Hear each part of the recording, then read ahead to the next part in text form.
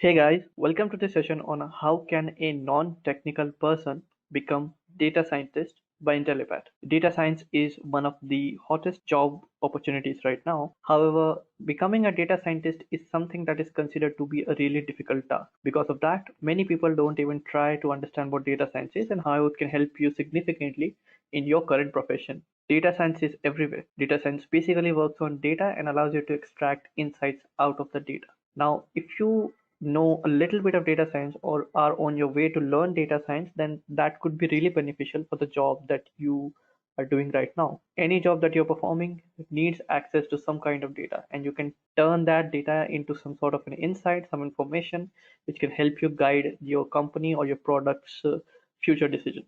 Keeping that in mind, we've come up with this session to help you get started as a data scientist, even if you're a non-technical person. In this session, we'll assume that you have no technical background. You have access to a system such as a laptop or a desktop or whatever. However, you don't know how to write code. You don't know how to understand the data science technologies that are available for you to use. And with that, we'll help you guide through all of these things and we'll teach you a learning path that can help you learn these things.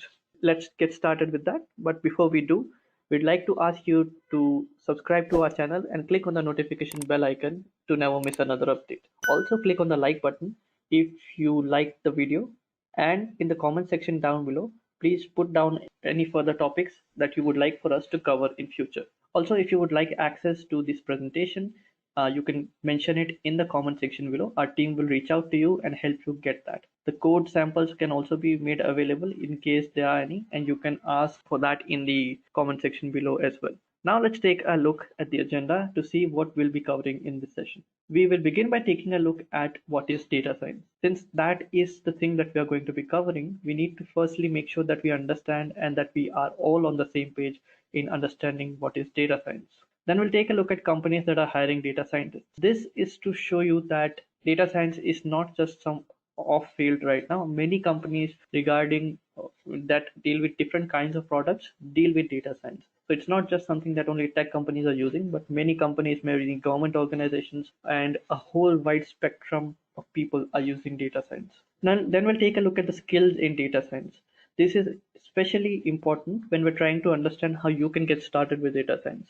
Before getting started with data science, you do need to understand what are the things that you can learn in data science in order to become proficient data scientist. Now, these skills vary a lot, and there's a lot of variation in the skills. This is exactly what we'll try and demystify for you. After we are done with the skills and understood what are the skills that are needed to become a professional data scientist, we'll guide you through a learning path through which you can learn these things. So let's take a look at what is data science. Now, data science is field in computer science that makes use of scientific and mathematical processes and algorithms to extract insight from large volumes of data. As the name suggests, data science is the science that deals with data. It's a field of computer science that, or you can call it a subfield of computer science, because computer science itself is a field and it takes care of extracting information out of data. Now, the difference between information and data is that data is just raw numbers, statistics. You can take a look at them and you can see what's inside the data. However, to have it make some sense, for it to be useful to us, we have to convert it into an information. To give you an example, if I were to show you a list of numbers that represent the prices of stock from the last year to this year, or you can say for an entire financial year, they are just going to be numbers. You're not going to be able to make much sense of those. However, if you wish to learn more about this, what you can do is you can take a look at all the numbers and try and figure out whether or not the stock prices have, on an overall average, have they increased or have they decreased. So that would be an information. It would be an information to know, okay, so from the last financial year to current financial year, our sales have dropped, and the drop has been significant, or has it been negligent, or has there been a rise in the number of profits that we have made? Has it been significant or has it been negligent? So this is what that information, how you can use and extract information from data is. Now, just because you can extract information from data doesn't necessarily mean that you can extract the information from any kind of data. You need to be selective with that as well. And this is where data science comes into play. When you are working with any product, you and your users are generating large volumes of data, even without knowing it. So, for instance, if you're working on an e-commerce platform, when you're scrolling through a particular list of products and you pause your scrolling to look at the details of a particular product, that is itself a data. How long did you stop to watch that product? How long did you take to look through the entire review section? Did you put it in your cart? Did you put it in your wish list? That tells the product and the product owners that you are interested in similar products, and then they can tune their entire system to recommend you better stuff. So that's how data science works. It's about data that is created, and we can assimilate that data. Even if large volumes of data exist, the larger volumes of data, the better, and then we extract information out of it. But what is the insight or the information that we extract is going to do for us? Well, data science allows you to make use of data you have available for you and then use it to gain insights that guide future decisions about a product or a company. Suppose you have some data available to you. You put it through a data science system, data science pipeline, and then you extract some information out of it. That information is there for you to take a look at and understand how you can better craft future decisions. So, for instance, the example that we discussed in which the sales prices might have dropped, you can understand that this could have a major impact on your company. Dropping sales prices means that people are losing interest in your products. Now, how can you fix that? You can go deeper into the trend and understand since when did the fall occur, what was the product that was released then, if we remove that product, what is the trend, and you can go back and forth with the data and understand how you can get a better understanding of how you can get your entire system and your entire profits back to where they were. So that's what data science does for you. It allows you to make better decisions. This is why data science is so important in many companies, because data science has helped in many companies to extract a good chunk of information and then guide their future decisions. Decisions backed by data is really important because they have a higher chance of working rather than decisions backed on intuition and no data. Now let's take a look at companies hiring data scientists. So as you can see, the companies that are hiring data scientists are quite varied. You have broadcasting companies such as BBC, to have and tech companies such as Google, Apple. You have e-commerce companies such as Best Buy. You have companies that are product based. You have companies that are service based. You have simple products as a company, and you have everything in between. The reason why this is important is because to show you how the entire ecosystem of data science has spread out into multiple companies. When we take a look at a list like this, it's very easy to just discard this as just being something for the tech companies and not for something that we want to use. When we take a look at the people who are interested in data scientists, even when we take a look at the analytics of our videos, we find out that people who are from mechanical backgrounds or telecom backgrounds or many other kinds of backgrounds, they are interested in data scientists. And if you are people who think that data science may or may not be important for me, I just work in the mechanical background, I just work in a telecom company, I don't work with these kinds of things, let me put your mind to ease, because these kinds of skills that we're discussing right now are really, really important. Data science can allow you to extract information out of mechanical background information or any kind of information. To give you a concrete example, if you're in telecom industry, suppose that you are having a base of customers. Those customers, you can create using data scientist a model which will tell you whether or not that customer may leave your platform or not. And if the case is that the probability of that customer leaving your platform is high, then you can incentivize them staying. You can lower the prices, you can give them coupons, give them products, give them some sort of reason for staying. So this is why data science is so important. Any field that has data, which in today's day and age is every field, even fields ranging from agriculture to medicine to real technical fields, all of them have data associated to them. And data science job is to get the data out of the scruffy little realms and figure out how you can use them to extract information and guide your future decisions.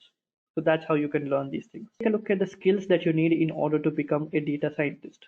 A quick note, these skills are not going to be extensive. We're not going to cover every single little skill in every bit of detail possible because that's not going to be possible. In case you wish for us to make more videos about that, please put it into the comment section below.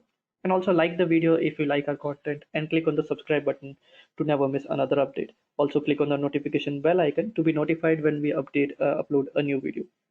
If you have any suggestions on what kind of videos we should tackle next, or if you have any queries regarding anything that we have covered, put them into the comment box below and we'll help you out there. Also in the chat box, please put your questions down. Any question that you might have, we'd be more than happy to help out. Let's take a look at the skills that are required. Now, data science is a really vast field, because of which a data scientist is expected to have a good grasp on multiple skills. So as you can see, data science is a multidisciplinary field. You need to know a lot of different technologies and need to know how they interact with each other. Let's take a look at the skills that you need in order to become a data scientist. The first skill is programming. It's not the only skill that you need, but you do need to know how to write code so that all the technical and complex calculations that need to be performed can be offloaded to machines that can do it very well. Computers are really great at doing calculations, and as human beings we are error prone. So when we input some numbers, if we enter something wrong, if we enter the wrong inputs, wrong operations, we get a completely different result. On the other hand, you can write code in which you can just ask the user to enter the numbers and the computation will be done by the powerful processors themselves. So this is why programming is important. Then comes mathematics. Mathematics forms the core of what we are trying to get at here. Data science uses mathematics and makes heavy use of different fields of mathematics. It doesn't necessarily mean that you need to know mathematics in depth and you need to be a mathematical expert, but you do need to know a little bit of mathematics in and have expert in these little bits of fields that data science expects you to know. Then there's working with data.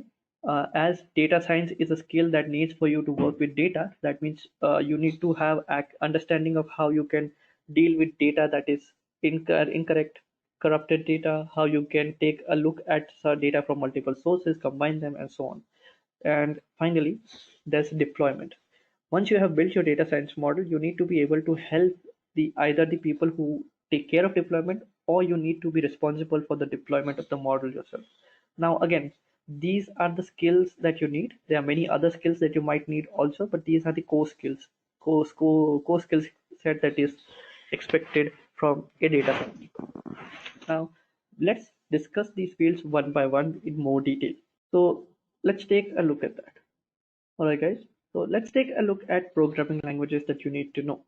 Now, there are several languages that you can use in data science. As we have discussed, that data science is a multidisciplinary field. That means that you can have programming languages of multiple kinds and work with them when you're trying to build an application or build a data science pipeline. Now, two of the most popular languages that you can learn and have a great support for in data science is Python and R. Now, it's not necessarily the case that these are the only languages that you need to know. If you already know a programming language, chances are that there are libraries and ecosystems available for you to use in order to perform data science operations. So if you have been programming for a while and you already know C++ and Java, then you can use those languages because there are libraries available that make use of these languages and let you run code that can perform data science operations. However, if you are using languages such as JavaScript, maybe you're a new developer and you just started learning programming, you already have learned JavaScript because you wanted to learn web development, and now you want to leverage your existing skills. There are libraries available for that as well. There are libraries available for Ruby and Python and many other languages that you can use.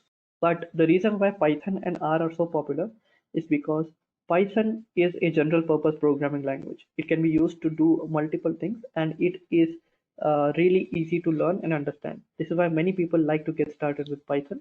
And because of that ease of use and the popularity of the language, many people use Python for data science, and that's why it's the most popular general purpose programming language that can be used for data science.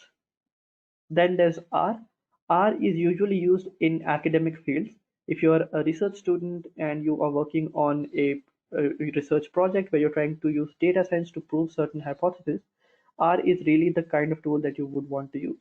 Python, on the other hand, is a general purpose programming language, so it has support for features that are used in large scale software application development, such as object oriented programming and so on, which can be useful for data science as well. However, for R, there are no such things and you don't really need them. In R, what you're trying to do is write some code that will gain some data, perform some operations, provide some output, and you can either store that output in a file or display it in a visualization. So that is the reason why programming languages are important to be learned in a data science context. If you are a data scientist and you know a programming language, you can automate a lot of the heavy lifting and complicated tasks to a computer without you having to manually press buttons and do a lot of things. This is why programming is considered so fundamental to data science. And this is also why data science is a subfield of computer science and not a subfield of just science as a whole. Then comes mathematics. In case you have no understanding of how mathematics work and you don't have a really good grasp of mathematics, maybe you're poor at mathematics, do not worry. At the end of the presentation, we'll guide you through some of the resources. There are also videos available on our YouTube channel. You can check it out and understand how you can get started with either Python, R, or mathematics, or any of the technologies that we're covering. If you want a more in-depth look, we'll guide you through some of the resources through which you can learn these things at the end of the presentation. If you have any questions regarding anything that we have covered thus far, please put it into the comments section down below or into the chat box that's available. Our team is there to help you out our team is there to help you out with any query that you have. So please make use of that. Let's take a look at what kind of mathematics you need in order to learn these things. So there are several mathematical concepts that you as a data scientist need to know. Now, as a data scientist, there are certain mathematical concepts that you need to be familiar with. So let's take a look at those one by one. First one is linear algebra. If you've ever worked with linear algebra, you know that it deals with vectors and data as a table. How you can use data to describe data points in a field, how you can combine different points of data, how you can square them, multiply the matrices, and so on and so forth. This is why linear algebra is important. It is used to represent data in a mathematical and in a computer science context. Linear algebra is useful in computer science, in mathematics, in physics, and many other fields. It's important in data science because it allows us to represent our data in the form of either a single number or multiple numbers in a row, which is called a vector, or multiple numbers and multiple properties, which is rows and columns, which is called a matrix. Now these matrices could be two-dimensional, three-dimensional, so on and so forth. So it gives you a good basis of how you can gather data and then how you can manipulate that data yourself. This is why a linear algebra is so important. Then comes calculus. Calculus is mainly used in data science to basically reduce the error. It gives us certain functionalities and allows us to understand how moving in which direction in a three-dimensional plane would give us the least amount of error. Calculus is really useful in that regard. Now, calculus is also used for many other purposes in machine learning, in neural networks, and in many other tasks in data science also, but you need to have a good understanding of the basis of these concepts. You don't have to be a master in any of these. Then comes statistics. Statistics allow us to either discard or accept any hypothesis that has been created. So if you are trying to use data science in order to perform a research that you have gotten a grant for, statistics is something that you should know like the back of your hand. But if you are not someone who is familiar with statistics, you can learn these things pretty easily. Statistics is just science that deals with numbers and information. How you can use that to your advantage is how you are going to use it in data science. How you can get a sense of how spread out the data is, how you can get a sense of whether a variable is affecting other variables, and so on and so forth. And these kinds of insight lead you to build a better and better data science projects. So with that, let's take a look at working with data. This is another one of the essential skills that you need to know in order to become a data scientist. So there are several ways of working with data. Let's take a look at them one by one and get a good understanding of what they mean. The first one is data gathering. Data gathering, as the name suggests, is the process of gathering data from multiple sources. Now, it may not seem that important, but since data science is actually the science that deals with data, we need access to large volumes of data. Now, if you are working on a product that has been around for a while and you want to incorporate some data science practices in the development of the product, the problem there is that the data of that product, since it's been around for a while, is in different systems and it is of varying shape. So, for instance, when the project started, the people used to keep the data inside a file, CSV file or whatever. Then people started using spreadsheets. Then they started using databases. Then they started using on-premise servers for databases. Then they started using cloud databases, and now they're using containers. Now there are 6 different data sources here, and this is discounting all the data that has been generated by the users. They may be stored in different formats as well. And now in these 6 places, all of these data sources may have different shapes. So in some fields, new columns were added. In some data sources, some columns were dropped. The length of a particular column would have been changed. The relationship between 2 different columns in 2 different tables might have changed, and so on and so forth. So this represents a really clear distinction between just the simple act of getting all the data and putting it in one place to the actual process of gathering data in data science. And this is where everything comes into place. So you have to understand how to analyze the data first and then gather that data and then figure out how to best store that data if it's possible. So after gathering the data and understanding the differences between the different data sources, we analyze the data. Analysis basically involves for you to take a look at the data and figure out what is missing, what the data is lacking, how the data may not be suitable for you to use, and how you can fix it. So for instance, if you have a data source in which certain columns are not really filled. So for instance, you have a data file in which there information of 10,000 customers. Now, there's a column of age, but because the product only started asking for the age of customers very later on in its development stage, only 10% of people have entered their age in the entire dataset. Other people have either left the platform or have not yet entered their age. That information is really sparse in your entire collection of data.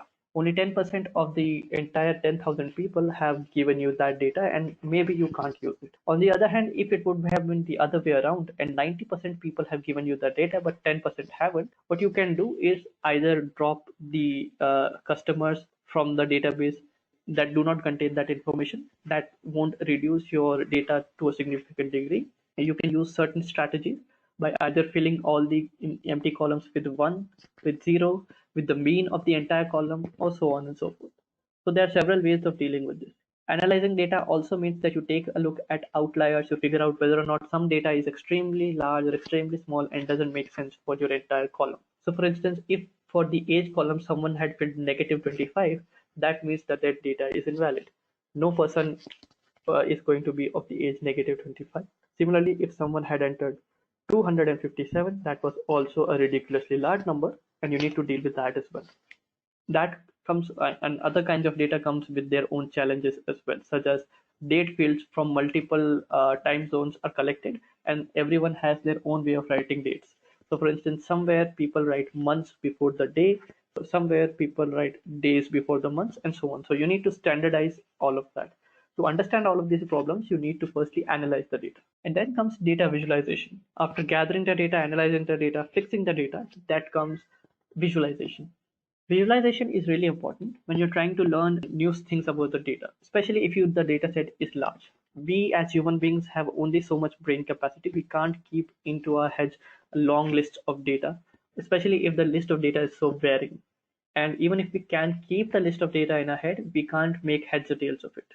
On the other hand, if we were to visualize it, we can understand the trends of the data, what kind of data is dominant in the entire collection, what kind of data is not so dominant in our entire collection, and what can that tell us. Visualization also helps non-technical people to make sense of the data that we have. So if I create a pie chart of 3 of the products, and one of the slices of pies in the pie chart is really large, that automatically makes them understand that one of the products that has the color being representing it will give is the product that is being used by majority of people, and other two are really in minority. So that's why visualization is so important.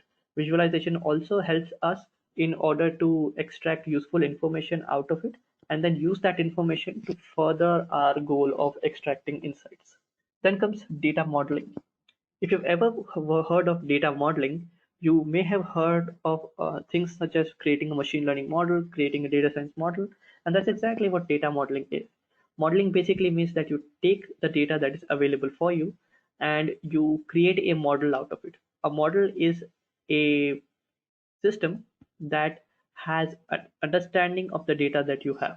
So it extracts knowledge out of that data and can then make either predictions or can perform classifications. So imagine you have a lot of data of images.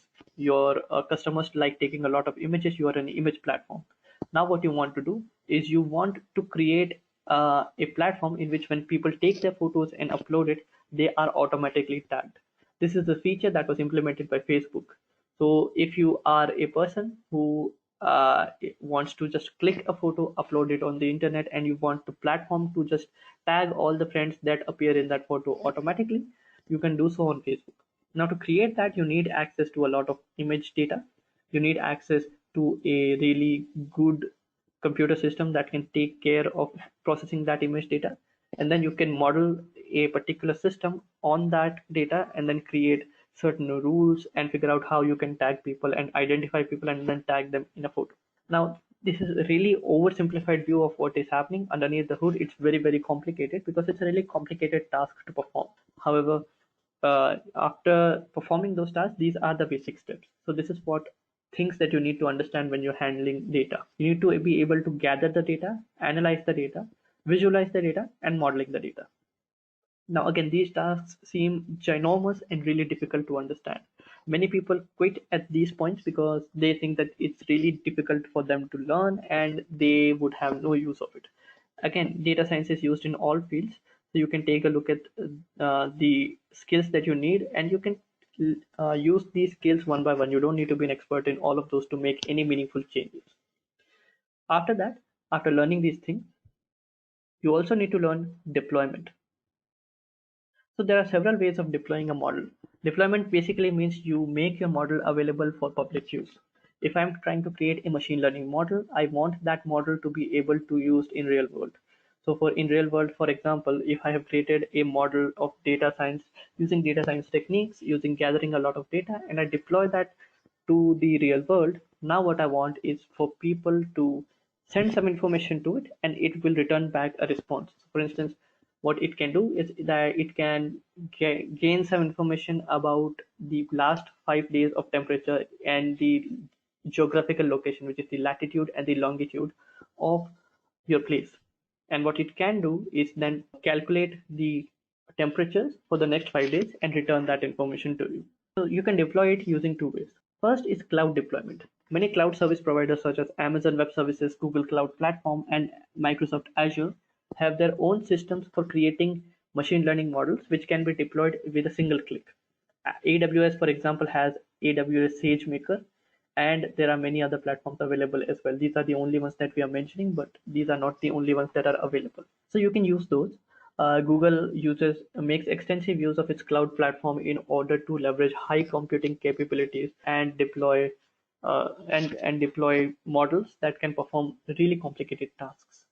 On the other hand, if you don't want to use cloud deployments, then you can create a REST API deployment. In case you're not aware of what these two things are and how they work, don't worry, we'll guide you through the resources. Just stick with us till the end. So here, what we do is we have a REST API, and that REST API is going to accept some data and then return some response using the model underneath the hood. Now, the thing here to understand is that these REST APIs are managed by us. In cloud deployment, we don't have that level of granular control because it is managed by the cloud environment. So we don't have access to the internal working systems and we don't change these things. On the other hand, we have extreme level of access in the REST API deployment. We can deploy it on our own servers. We can deploy it on any server we choose to. and we can configure it however we wish to. But because of that high level of control, that means anything that goes wrong is going to be on us to solve. If you're not very familiar with server management, if you're not very familiar with taking care of a large farms of servers, or a single server, but taking care of how it works and starting it up when it goes down, cloud deployment may be a better option. But if you want higher levels of control, then maybe REST API deployment is for you. Now let's take a look at a learning path.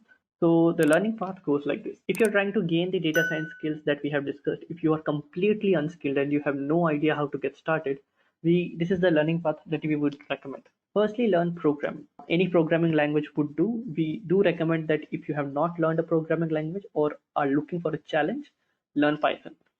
Python is by far the best programming language for data science, especially if you want to move on from data science to other fields in future, because Python is so multidisciplinary.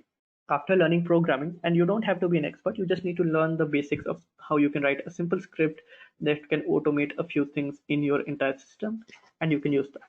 Also, we have to learn mathematics. You can learn programming and mathematics side by side. So that would help you understand how you can implement the mathematical concept that you have learned in a particular file of code, and then you can use that. Thirdly, you have to learn building projects. Now, the other skills that we had discussed, these are the skills that you learn while building projects.